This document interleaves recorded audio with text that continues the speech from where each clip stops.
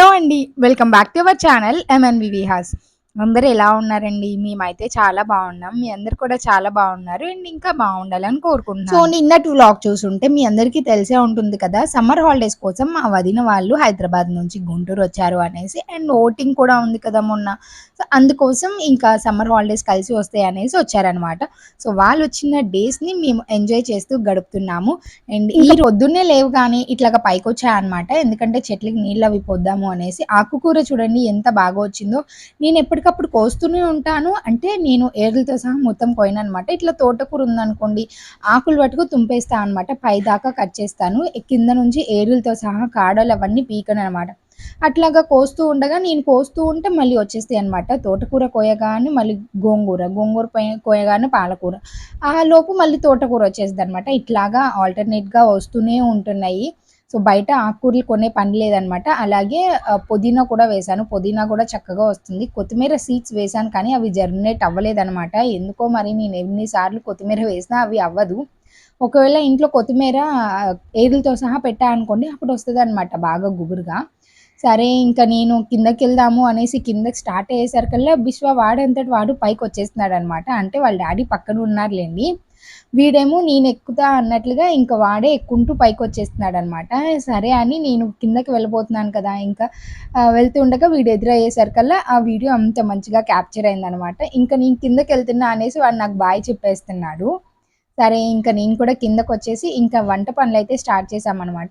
ఈరోజు బ్రేక్‌ఫాస్ట్‌గా చపాతీ అలాగే chicken curry చేద్దామని స్టార్ట్ చేశాము.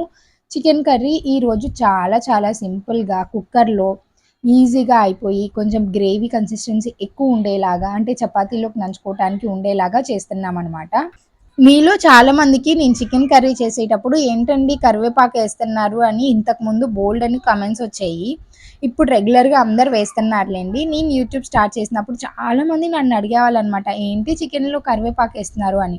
నాకు కన్‌ఫ్యూజన్ వచ్చేది. చికెన్‌లో కరివేపాకు వెయ్యరా అని. కానీ ఒక్కసారి వేసి చూడండి. ఆ టేస్ట్ వేరనమాట. చాలా బావుంటుంది. అదొక కమ్మనైన రుచనమాట. చాలా చాలా బావుంటుంది. ఒకసారి మీరు కూడా ట్రై చేయండి. ఇంకా ఈలోపైతే నేను పక్కన ముందుగానే చపాతీ చేసేస్తున్నాననమాట. ఈ మధ్య 4 స్టవ్వులది కొన్నాం కదండీ. అంటే 4 బర్నర్స్ ఉన్న స్టవ్ కొన్నాం కదా! వంట పని చాలా ఈజీగా అయిపోతుందనమాట. పిల్లలకి, పెద్దలకి అందరికి ఒకేసారి వంట అయిపోతుంది. అంటే చంటి పిల్లలున్నప్పుడు వాళ్ళకి వంట అనేది వేరుగా చేయాలి కదా! 2 బర్నర్ స్టవ్ ఉన్నప్పుడు ఇద్దరు ఎవరైనా చుట్టాలు అట్లాగొచ్చినా కానీ ఎక్కువ వంట ఇంకా ఒక వంట ఎక్స్‌ట్రా చేయాలి అంటే చాలా టైం పట్టేది. కానీ ఇప్పుడు మాత్రం చాలా ఫాస్ట్‌గా, ఈజీగా అయిపోతుందనమాట. వంట పని ఫాస్ట్‌గా అయిపోతుంది. మనం వంటగదిలో ఎక్కువగా టైం స్పెండ్ చేయాల్సిన అవసరం లేదు. ఇంకా నేనైతే ఇక్కడ చపాతీ అలాగే చికెన్ బ్రేక్‌ఫాస్ట్ ఇవన్నీ కూడా ఫాస్ట్‌గా తినేసి ఇంకా బయలుదేరుతున్నా అనమాట. ఎక్కడికి బయలుదేరుతుంది అనుకుంటున్నారా? హైదరాబాద్ నుంచి మా తమ్ముడు గూడా వచ్చాడనమాట మొన్న ఓటింగ్ కోసము. వాడు కూడా ఉన్నాడు. సరే అమ్మ అలాగే తమ్ముడు ఇద్దరు రమ్మన్నారు అనేసి నేను పిల్లల్ని తీసుకొని ఒక పూట ఉందాంలే అనేసి నేను కూడా వెళ్తున్నా అనమాట. కొంచెం వాడి దగ్గర కూడా కొంచెం సేపు అట్లాగా టైం స్పెండ్ చేయాలి కదా అనేసి. దగ్గరే ఉన్నారు కాబట్టి అక్కడ, ఇక్కడ రెండిటిని కవర్ చేసుకుంటూ కొంచెం సేపు అక్కడ, కొంచెం సేపు ఇక్కడ ఉంటున్నాము. అదే దూరం ఊర్లో అయితే అలా కుదరదు కదా! ఎక్కడన్నా ఒకసారి ఒక చోటే ఉండాల్సొచ్చేది. ఇంక నేను కూడా రెడీ అయిపోయి బ్రేక్‌ఫాస్ట్ తినేసేసాను. ఈ లోపైతే బిశ్వ, పన్విత్ వాళ్ళు కూడా స్నానాలు చేసి, తినేసి బిశ్వ అయితే ఒక నిద్ర మళ్ళీ నిద్రపోతున్నాడనమాట. అంటే నేను టిఫిన్ చేయగానే బయలుదేరట్లేదు. కొంచెం టైం పట్టిందనమాట. 11, 12 ఆ టైం అవుతుంది. అందుకే బిశ్వ మధ్యలో మళ్ళీ ఇంకొకసారి స్లీప్ టైమ్ అనమాట వాడిది. ఇంకొకసారి న్యాప్ వేసేసాడు. వీడిని కూడా లేపి ఇంకా తీసుకెళ్ళాలనమాట. వీడు నిద్రపోయినప్పుడు భలే క్యూట్‌గా ఉంటుంది. లేచి ఎంత గొడవ చేస్తాడో, పనుకున్నప్పుడు మాత్రం ఇల్లు అంత ప్రశాంతంగా అనిపిస్తదనమాట. చాలా సైలెంట్‌గా అనిపిస్తది. నేను కూడా ఇంక వీడు లేస్తాడేమో అని నెమ్మదిగా బయలుదేరుతున్నాను. మా అమ్మ వాళ్ళ ఇల్లు పెద్ద దూరమేం కాదండి. 2 బజార్లు పక్కనే అనమాట. ఇంక అక్కడ గూడా వెళ్ళేసరికల్లా ఇంక నాన్న కూడా ఇంట్లో ఉండి, ఇంక వీళ్ళైతే ఇంక నాన్న చుట్టూ తిరుగుతూ ఒకటే ఆటలనమాట. ఇంకా పుట్టింటికెళ్తే తెలిసిన సంగతే కదా! ఇంక మనల్ని ఎవరు పట్టించుకోరు. మన పిల్లలే వాళ్ళకి ముద్దనమాట. అసల కన్నా కొసరే ఎక్కువ అంటారు చూడండి. ఆ విధంగా ఉంటుందనమాట మన పేరెంట్స్‌కి మన పిల్లలంటే. నేను అడుగుతూ ఉంటా, "ఎప్పుడన్నా నన్ను ఇట్లాగా బండి మీద తిప్పావా నాన్న? ఎప్పుడన్నా ఇట్లాగా నన్ను ఎత్తుకొని కూర్చున్నావా?" అని. మా అమ్మ వాళ్ళంటారు, "మాకసలు గుర్తే లేదు మీరెట్లా పెరిగారో, అసలు గొడవ చేసేవాళ్ళు కాదు, సైలెంట్‌గా ఉండేవాళ్ళు. ఎట్లా పెద్ద చేశామో అసలు మాకు గుర్తే లేదు" అంటారనమాట. ఇంకా నేను వెళ్ళేసరికల్లా వాళ్ళు అప్పటికి బ్రేక్‌ఫాస్ట్ చేస్తున్నారనమాట కొంచెం లేట్‌గానే. నాన్న రోజు మార్నింగ్ వాకింగ్, అలాగే టీ తాగటము అండ్ అలాగే హనీ వాటర్ తాగటం ఇవన్నీ వన్ బై వన్ నెమ్మదిగా తింటూ, తాగుతూ వస్తారు. అందుకే బ్రేక్‌ఫాస్ట్ కొంచెం లేట్‌గా చేస్తారనమాట ఒకవేళ ఇంట్లో ఉంటే. నేనొస్తున్నా అని చెప్పేసా అనేసి అమ్మ చికెన్ తెప్పించింది. అలాగే బిష్వా కోసం రైస్ ప్రిపేర్ చేస్తుందనమాట పెసరపప్పు, బియ్యం వేసి. అలాగే ఇంక పొద్దున్నే కూరగాయలు ఇవన్నీ కూడా తెప్పించుకున్నట్లుంది. ములక్కాడలు, టమాటాలు, పచ్చిమిర్చి ఇవిగోండి రకరకాలుగా టిఫిన్స్ ఇవన్నీ కూడా ఉన్నాయనమాట. అమ్మ కూడా అలాగే సేమ్ చికెను, దోస ఇవి చేస్తుందనమాట. ఇదిగోండి ఇంక నేను అమ్మ వాళ్ళ ఇంటి నుంచి సాయంత్రం అటునుంచి అటు బయటికి వెళ్ళిపోయి కూరగాయలు ఇవన్నీ కూడా తీసుకొచ్చాననమాట ఇంట్లో కావాలి అనేసి. నేను వారానికొకసారి తెచ్చుకుంటా అని మీకు ఎప్పుడు చెప్తూనే ఉంటాను వీడియోస్‌లో. వారానికొకసారి కూరగాయలు ఎందుకు తెచ్చుకుంటానో తెలుసా? నేను ఒకవేళ ఇల్లమ్మటి అంటే ఇంటి దగ్గర కానీ, ఇంటి దగ్గర బండ్లొచ్చినప్పుడు కానీ, సూపర్ మార్కెట్‌లో కానీ కూరగాయలు తెచ్చుకోవటానికి వెళ్తే, నాకు వారానికి సరిపడా కూరగాయలు కొనాలి అంటే అక్కడ 700-1000 దాకా ఛార్జ్ అవుతుంది. అదే నేను రైతు బజార్‌కెళ్ళి తీసుకున్నాను అంటే 300-400 రూపాయలయిపోతుందనమాట. అంటే చూసారా 50% వరకు మనకి మనీ అనేది సేవ్ అవుతుంది. కొంచెం టైం చూసుకొని వెళ్తా అనమాట. మార్కెట్‌కెళ్ళినప్పుడు నేను ఎక్కువ కాస్ట్ ఉన్నవి అస్సలు తీసుకోను. ఎక్కువ కాస్ట్ ఉన్నవి నెక్స్ట్ వీక్ వచ్చినప్పుడు ఆ వెజిటబుల్స్ అన్నీ కవర్ చేస్తా అనమాట. ఈ వీక్ కొంచెం తక్కువ ఉన్నాయన్నీ కూడా కవర్ చేస్తాను. చూసారా ఆల్మోస్ట్ అన్నీ తీసుకున్నాను. కానీ నాకు అయ్యేది ఖర్చు 300-400 వరకే అనమాట. వారానికన్నా కానీ ఎక్కువ రోజులే వస్తాయి. మధ్యలో మనం నాన్ వెజ్ అని, ఎగ్ కర్రీ అని ఇట్లా కూడా చేసుకుంటూ ఉంటాం కదా! అలా అనమాట. ఇంకా రాగానే ఇట్లాగా కూరగాయలన్నిటిని కూడా సెపరేట్ చేసేసాను. ఈ క్యారెట్ చూసారా? ఇవన్నీ కూడా హైబ్రిడ్‌వనుకుంటా సారీ. హైబ్రిడ్‌వి అందుకే ఇవి ఎంత నున్నగా ఉన్నాయన్నమాట. మనము నాటువి పీల్ తీసేసి కర్రీ చేసుకునేటప్పుడు ఎట్లయితే పీల్ తీసి శుభ్రం చేస్తామో అంత నీట్‌గా ఉన్నాయన్నమాట. ఇవి పాడైపోకుండా ఉండాలి అంటే 2 పక్కల కూడా ఎడ్జెస్‌ని ఇట్లాగా కట్ చేసుకొని పెట్టుకున్నాము అంటే కవర్‌లో కానీ, బాక్స్‌లో కానీ వారం పైనే మనకస్సలు పాడవ్వదు. అసలు నీరెళ్ళినా కానీ కుళ్ళిపోవటం అట్లా అస్సలు జరగదనమాట. నేను ఎన్ని సార్లు గమనించానో. అందుకే నేను ప్రతిసారి కూడా ఇట్లాగే కట్ చేస్తా అనమాట. ఒకవేళ కవర్‌లో పట్టకపోతే వీటిని ఇంకా డబల్ హాఫ్ చేస్తా అనమాట. ఇంకా కూరగాయలు తెచ్చుకున్న వెంటనే వాటిని నీట్‌గా సర్దేస్తేనే మనకి నీట్‌గా అనిపిస్తది. లేదంటే అన్నీ కలిపేసి అట్లాగా ఫ్రిడ్జ్‌లో పడేసాము అంటే పాడైపోతుంది. ప్లస్ ఇంకా పెద్ద పని ఏంటంటే రోజు కూరగాయలు అంటే వంట చేసేటప్పుడు వాటన్నిటిని సెపరేట్ చేసుకోవాలి అంటే పెద్ద రిస్క్ పననమాట. అందుకే తెచ్చుకున్న వెంటనే వాటికి నీట్‌గా సెపరేట్ చేసేసి ఆర్గనైజ్ చేస్తాను. కరివేపాకు, కొత్తిమీర ఇలాంటివి ఉంటాయి కదా! ఇవన్నీ కూడా సీసాల్లో, డబ్బాల్లో ఇట్లాగా అరేంజ్ చేసుకుంటాను.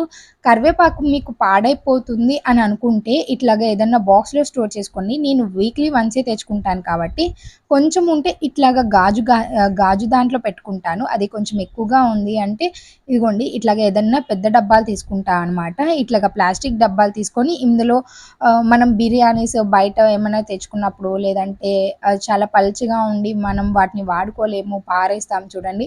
అలాంటియన్నీ కూడా కలెక్ట్ చేసుకొని ఒక పక్కన ఉంచుకుంటా అనమాట. అలా అని ఒక 10, 15 ఉంటే అలా దాచుకోను. నాకు అవసరమైన మటుకు 2, 3 మాత్రమే ఉంచుకుంటాను. మిగతావి ఎవరన్నా వచ్చినప్పుడు మనం ఏదన్నా ఎవరికన్నా ఇవ్వాలి అన్నప్పుడు అలాంటి బాక్స్‌లో పెట్టిచ్చేస్తా అనమాట. వాళ్ళు కూడా ఈజీగా యూజ్ అండ్ త్రో లాగా ఉంటాయి కదా! అలా అనేసి ఇంక నేను వాటిని అట్లా దాచుకొని ఇట్లాగా ఏమన్నా పెట్టుకోటానికి, ఎవరికైనా ఏమన్నా ఇవ్వటానికి అలాగా వాడుతూ ఉంటా అనమాట. ఇట్లాగా కరివేపాకు నేను బాక్స్‌లో పెట్టుకొని ఉంచుకున్నాను అంటే నిజంగా మీరు నమ్ముతారో నమ్మరో 20 రోజులు పట్టుకుంటుందనమాట అసలు కరివేపాకు పాడైపోకుండా. ఇదే రీతిలో మనం కొత్తిమీర స్టోర్ చేసుకుంటే 10 రోజుల పాటు మనకి పాడైపోకుండా, ఫ్లేవర్ మారకుండా, అలాగే పాచిపోకుండా, కలర్ చేంజ్ అవ్వకుండా ఉంటుందనమాట. ఇదిగోండి ఇంక ఇట్లాగా బాక్స్‌లో పెట్టేసుకున్నాను అండ్ ఫ్రిడ్జ్‌లో పెట్టుకున్నాను అంటే ఇంక చాలు. నాకు 2 వారాల పాటు అసలు ఎత్తుకునే పనే ఉండదనమాట కరివేపాకు. అలాగే కొత్తిమీర గురించి చెప్పాలి అంటే అసలు మన వీడియోస్‌లో కొత్తిమీర లేనిది మన వీడియోసే లేవనమాట. నేనెప్పుడన్నా సరే అండి షార్ట్స్‌లో ఇట్లాగా కొత్తిమీర వీడియో అంటే కొత్తిమీరని ఎట్లా స్టోర్ చేసుకోవాలి, ఎలా క్లీన్ చేసుకోవాలి, ఎట్లా పెట్టుకుంటే మనకి ఎక్కువ రోజులు నిల్వ ఉంటుంది అనేది నేను కనుక వీడియోస్‌లో పెట్టాను అంటే షార్ట్స్‌లో అసలు ఒకసారైతే 10,000,000 వ్యూస్ ఎళ్ళాయి. అలాగే 1,000,000 వీడియో ఎళ్ళింది. 25,000, 10,000, 15,000 ఇట్లాగా ఎన్ని సార్లన్నా పెట్టండి అది వెళ్తూనే ఉంటుందనమాట. మరి ఎందుకో తెలీదు. మిగతా వాటికి అంత రీచ్ లేనిది ఈ కొత్తిమీర వాటికి ఎందుకు అంత రీచ్ ఉంటుందో నాకు అర్థం కాదు. మన వీడియోస్‌కి బాగా సబ్స్క్రైబర్స్ వచ్చి బాగా ట్రెండ్ అయిన వీడియో ఏదన్నా వీడియో ఉంది అంటే కొత్తిమీరే అనమాట. ఇది వెళ్ళటం ఛానల్ అనేది గ్రోత్‌లో ఉంది సబ్స్క్రైబర్స్ ప్రకారంగా. ఇది 10 మిలియన్స్ అంటే 1,00,00,000 వ్యూస్ వచ్చాయన్నమాట. ఇంత మంచి రీచ్ రావటం అనేది ఇంపాసిబుల్. చాలా మందికి చాలా కష్టం అనమాట అంత వ్యూస్ రావటం. అదే యూట్యూబ్ గురించి చెప్పలేమనమాట. అసలు ఎటు నుంచి ఎటు తిరుగుతుందో మనకు తెలియనే తెలీదు. బై ది వే ఇంకొక చిన్న రిక్వెస్ట్ అండి. మన ఛానల్‌లో ఇప్పుడు 89.5K సబ్స్క్రైబర్స్ అనమాట.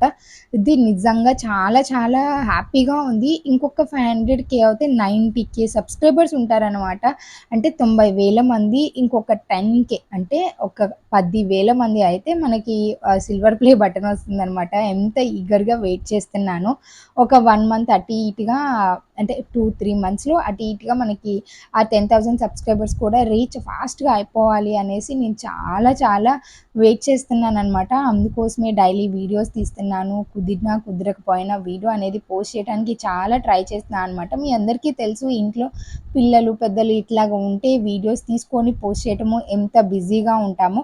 బట్ ఆ బిజీ టైమ్‌ని కూడా యూటిలైజ్ చేసుకుంటూ ఇట్లాగ వీడియోస్ తీసుకుంటూ నేను చాలా ఇదిగా చేస్తున్నాను అనమాట. ప్లీజ్ మీ నుంచి కూడా చిన్న సపోర్ట్ అనేది నేను చాలా కోరుకుంటాను. తప్పకుండా సపోర్ట్ చేయండి. అండ్ మీకు వీడియోస్ నచ్చితే సబ్స్క్రైబ్ చేసుకొని షేర్ చేయండి. రీచ్ అనేది ఫాస్ట్‌గా ఉంటుందనమాట. ఇదిగోండి ఇట్లాగా కొత్తిమీరనైతే ఇట్లాగా టిష్యూ పేపర్స్‌ను రోల్ చేసి పెడుతున్నాను. ఇట్లాగా నాకు ఇంకా ఎక్కువ రోజులు స్టోర్ ఉంటుంది అని అనిపించిందనమాట. అంటే నేను 4, 5 రకాలుగా ట్రై చేస్తూ ఉంటా కదా! ఇది బెస్ట్‌గా ఉందనమాట అన్నిటికన్నా. ఇట్లాగా పెట్టగానే ఇంకా స్పేస్ ఉంటుంది కదా! దీంట్లో పుదీనా, కరివేపాకు ఇలాంటివి కూడా ఇంకొక టిష్యూ పేపర్‌ని వేసుకొని మనం పెట్టుకోవచ్చు. ఇంకా దీన్ని డైరెక్ట్‌గా ఫ్రిడ్జ్‌లో పెట్టేసాము అంటే అంతే. ఎన్ని రోజులు స్టోర్ అయినా ఉంటుందనమాట. చాలా అనిపిస్తుంది. ఇట్లాగే ఇంకా ఫ్రిడ్జ్‌లో పెట్టేసుకొని ఇంక ఉంచుకోవటమే. మనం మోస్ట్‌లీ అన్నిటిని ఇప్పుడు ఫ్రిడ్జ్‌లోనే పెట్టుకుంటున్నాం కదా! పిండ్ల నుంచి కారాల వరకు, పాల నుంచి పెరుగు వరకు, కూరగాయలు, కాయలు, మిగిలిపోయినవి అండ్ స్టోర్ ఉండాల్సినవి అన్నిటిని మనం ఫ్రిడ్జ్‌లోనే పెట్టుకొని స్టోర్ చేసుకుంటున్నాం కదా! సో, అదనమాట అండి ఈ రోజుటికి వీడియో అయితే. సో, చూసారు కదా! మీకు కనుక ఈ వీడియో నచ్చితే తప్పకుండా వీడియోని లైక్ చేసి, షేర్ చేసి అండ్ సబ్స్క్రైబ్ చేయటం మాత్రం మర్చిపోకండి. ఇంకొక మంచి వీడియోలో మళ్ళీ కలుసుకుందాం. Until then keep smiling. Take care and by.